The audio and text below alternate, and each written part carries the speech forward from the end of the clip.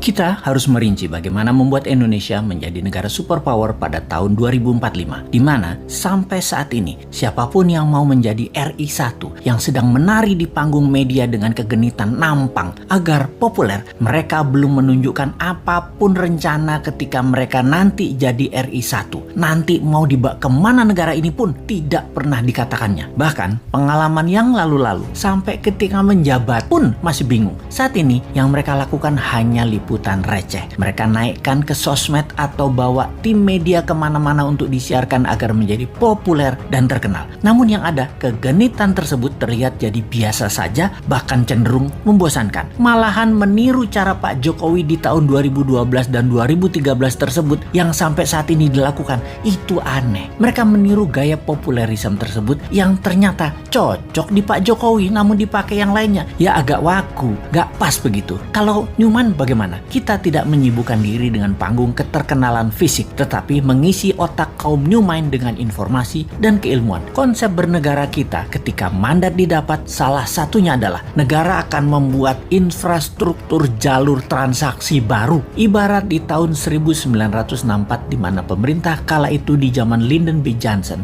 memerintahkan DoD atau Department of Defense untuk membuat alat komunikasi baru di luar kabel atau di luar PSTN yang selama itu dipakai hampir sudah 50 tahun. PSTN adalah sambungan kabel untuk telekomunikasi, untuk telepon. Lalu di tahun 1969 lahirlah yang namanya internet, dan di tahun 90-an masa jayanya isinya internet. Hingga saat ini internet menjadi alat komunikasi dan transfer data utama dunia. Sama, dulu kita infrastrukturnya perbankan, kredit card, ATM untuk menyalurkan uang beredar. Kedepan kita akan membuat infrastruktur transaksi perpindahan aset digital emas, yang mana emas fisiknya ada di Nusantara Metal Bank, semacam lembaga di Swiss yang terkenal yaitu Swiss Metal Bank, bank metal milik Swiss yang isinya logam berharga, noble metal atau PGM, precious group metal, ditabung disimpan sebagai underlying mata uang Swiss. Sekarang dengan digital teknologi tak perlu lagi menerbitkan mata uang, pindahkan saja ke emas atau PGM ke sesama akun tadi, maka transaksi berbasis logam mulia bisa dilakukan. Itulah muasalnya dinaran, di mana jika kita dapat nanti dinaran akan dilepas oleh Bosman menjadi milik negara Nusantara. Pakailah dinaran sebagai kastodian Bank Metal Nusantara dan alat tukar transaksi terpercaya di seluruh Indonesia. 1 tahun sejak Newman pegang mandat, sejak tahun 2025, maka dinaran menjadi instrumen metal transaction. Ditarget dalam 5 tahun 70% transaksi di Indonesia pakai emas, dan 5 tahun berikutnya 70% transaksi ASEAN memakai emas. Dalam 10 tahun ASEAN dan 30% dunia pakai emas transaksinya. Itulah di tahun 2035. 10 tahun kemudian atau 2045, 60% transaksi dunia pakai emas berunderlying Nusantara Metal Bank. Di backup pasal 33 Undang-Undang 45, semua harta sumber daya alam dikuasai negara dan dipakai untuk kepentingan rakyat Indonesia awalnya dan untuk kepentingan rakyat dunia